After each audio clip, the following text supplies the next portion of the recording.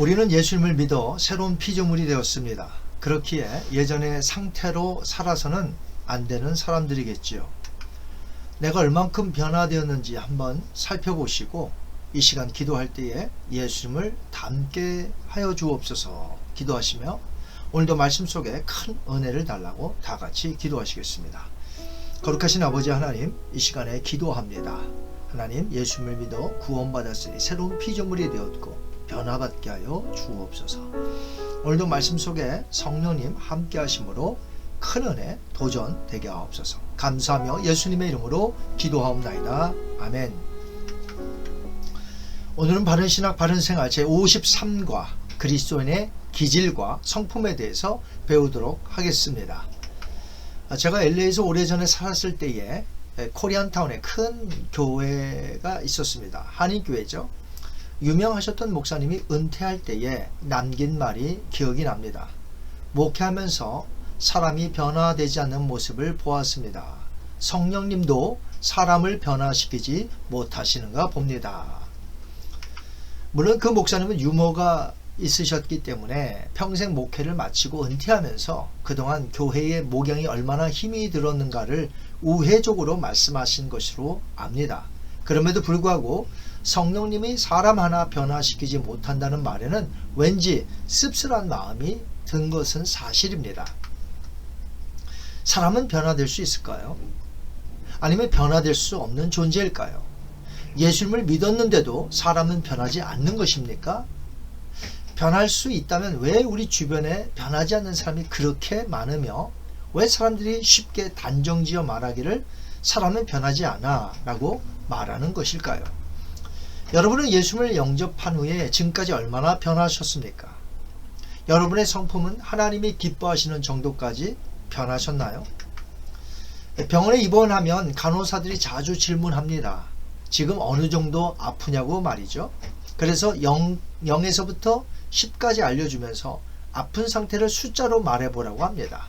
이때는 숫자가 많아지면 많아질수록 아프고 안 좋은 것이겠죠. 그런데 변화받은 상태를 제가 여러분에게 똑같이 한번 질문해 본다면 여러분은 0에서 10까지 어떻습니까? 여러분이 현재 얼마 정도 되시는가요? 아직도 슬프고 아직도 힘겹고 예전의 모습 그대로인가요? 그렇다면 0에 해당이 됩니다. 그러나 성령이 충만하고 날마다 기뻐 변화된 모습으로 사신다면 9나 10에 해당이 됩니다. 변화되어 가는 과정이라면 5나 6 정도 될 것입니다. 여러분은 어디에 해당이 되십니까? 사람들은 태어날 때부터 부모에게로부터 전달받은 DNA라는 것이 있습니다. 그래서 태어날 때 가지고 있는 천성, 기질이 있죠. 물론 아담 이후로 태어나는 모든 사람에게는 죄성이라는 상태로 태어난다는 것을 우리는 알 수 있습니다. 그래서 천진난만한 아기라 할지라도 죄성으로 인해 땡깡을 피우고 심술과 욕심을 피우는 것이죠. 다윗은 이렇게 고백을 했습니다. 시편 51편 5절에 내가 죄악 중에서 출생하였으며 어머니가 죄 중에서 나를 잉태하였나이다. 인간은 이처럼 태어날 때부터 죄성을 가지고 태어나며 동시에 부모님에게로부터 물려받은 기질들이 있습니다. 그 기질에 관련해서 히포크라테스가 주전 400년경에 4가지 기질에 대해서 말했는데 다음과 같습니다. 다혈질, 담즙질, 우울질, 점액질로 구분했지요. 다혈질이란 활기차고 열정적이고 헌신적인 사람들입니다. 사람들을 좋아합니다. 매사에 적극적이지만 성격이 매우 급합니다. 그래서 환경에 많이 치우쳐 감정적으로 급하게 행동할 때가 많이 있습니다. 담즙질이라는 것은 외향성의 기질을 가지고 있는데 실제적인 일과 활동을 즐깁니다. 자기 의지가 강하고 적극적이죠. 현실적이고 분석적입니다. 주변 분위기에 쉽게 동화되지 않습니다. 그런데 화를 잘 내고 고집이 센 편입니다. 야망과 목적을 달성하기 위해서 적극적이고 끈기가 있습니다. 우울질은 내성적인 기질로 다혈질과 반대됩니다. 답답해 보이는 듯이 보이지만 풍부한 감수성과 예민성이 있습니다. 내면 세계에 대한 관심이 많으며 조용하고 성실하기도 합니다. 대신 활동력이 약합니다. 급작스러운 분위기를 보이기도 하고요. 부정적이고 나태한 일면을 보이기도 합니다. 점액질은 내향적 기질로 소극적이고 수동적입니다. 조용하고 낙천적입니다. 복잡한 고민보다 편안하게 생각하는 스타일이죠. 감정 기복이 없어 무난하게 살아갑니다. 느리고 태평스러워 보입니다. 자기에게 당장 주어진 일이 아니면 방관자적 태도를 취하기도 합니다. 우리가 이렇게 네 가지를 살펴본 대로 사람은 이 네 가지에 포함된다고 볼 수가 있는데, 다혈질, 담즙질, 우울질, 점액질 전부 장점이 있으면 단점이 있습니다. 이 말은 이 타고난 기질에 좋은 점과 나쁜 점들이 한꺼번에 있다는 것이고, 사람은 또한 성장해 가면서 환경의 영향을 받아 천성인 기질과 더불어 외부에서 만들어진 성격으로 점차 그 사람의 인격이 굳어져 살아가게 된다는 것이죠.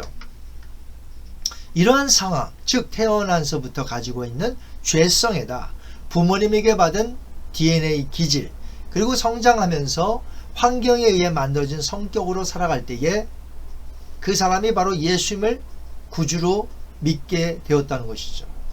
그러니까 예수님은 그 사람 그대로를 받아주시고 만나주신 것이죠. 그렇기 때문에 그런 것들이 예수님을 만나는데 하나도 문제가 되는 것은 결코 아닙니다. 하지만 예수님을 만난 후에는 반드시 변화가 일어나야 되어 있고 또 그래야만 합니다. 그것이 바로 성령의 역사인 것이죠. 저에게 이 맥스 루카도 목사가 쓴 Just Like Jesus, 예수님처럼이라는 책이 있습니다. 이 겉표지에 보시면요, 이런 글이 쓰여져 있습니다. 하나님은 당신을 있는 그대로 사랑하신다. 그러나 그대로 두시지는 않는다. 당신이 변화되기 원하신다. 그러면서 겉표지 사진을 보시면 위에는 지금 예수님이 2000년 전에 걸어다니시는 모습이시죠. 그런데 그 아래 그림자는 어떻습니까? 현대인, 즉 저와 여러분의 모습으로 비추어집니다. 무슨 뜻입니까? 예수님을 믿는다는 것은 예수님을 닮아가는 것을 뜻합니다. 새롭게 변화되어 산다는 것을 의미한다는 것이죠. 바울이 했던 말들을 계속해서 한번 들어보시기 바랍니다. 고린도후서 5장 16절 17절 말씀입니다. 그러므로 우리가 이제부터는 어떤 사람도 육신을 따라 알지 아니하노라. 비록 우리가 그리스도도 육신을 따라 알았으나 이제부터는 그같이 알지 아니하노라. 그런즉 누구든지 그리스도 안에 있으면 새로운 피조물이라. 이전 것은 지나갔으니 보라 새 것이 되었도다. 에베소서 5장 8절과 9절 말씀입니다. 너희가 전에는 어둠이더니 이제는 주 안에서 빛이라. 빛의 자녀들처럼 행하라. 빛의 열매는 모든 착함과 의로움과 진실함에 있느니라.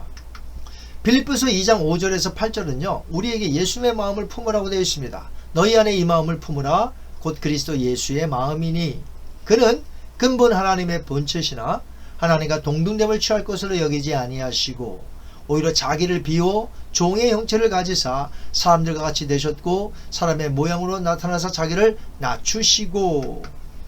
물론 우리가 변화되어야 한다고 해서 부모님에게로부터 물려받은 DNA 기질 전부 100% 다 바꿔야 한다는 뜻은 아닙니다. 하나님은 각 사람을 사용하십니다. 중요한 것은 성령에 의해 변화되도록 만들었으니 우리가 점차 말씀과 성령 안에서 성숙해지며 그리스도의 장성한 분량에 이르기까지 변화되어 가야 한다는 것입니다. 예수님을 만났다면 그 전에 도둑질을 하였다 할지라도 이젠 그 도둑질을 그만두어야 되겠죠. 더 나아가서 자기 손으로 이제는 돈을 벌어 그 돈으로 남들을 구제하며 살아갑니다. 이것이 변화라는 것이죠. 마약하던 사람, 매춘하던 사람이 예수님을 만나면 어떻게 해요? 그 일을 그만두어야 합니다. 그리고 이제는 다른 사람에게 유익을 끼치는 선한 일을 해야 되겠죠. 이렇게 새로운 사람으로 남에게 유익을 끼치며 살아가는 변화된 삶을 의미하는 것이죠. 만약에 근심이 많던 사람이 예수를 믿으면 어떻게 해야 될까요? 계속해서 근심을 갖고 예수님을 믿으며 근심을 갖고 또 예수님의 일을 하며 그럴까요? 아니라는 것입니다. 이제는 모든 것을 주님께 맡기고 근심과 염려를 하지 말아야 한다는 것이죠. 제 이야기인데요. 제가 30세의 젊은 나이에 LA에서 개척을 하고 목회를 하는데 이 교회 안에서 목사를 향해 누가 뭐라고 하기만 하면 근심과 걱정이 제가 태산이었습니다. 제가 원래 약간 소심한 성격이었습니다. 이 목회하다가 그런 말을 들으니까 너무 힘들어서 밥맛도 없고요. 근심이 많아서 잠도 제대로 잘 수가 없었습니다. 그래서 그 기도 제목만 놓고 하나님께 간절히 기도했습니다.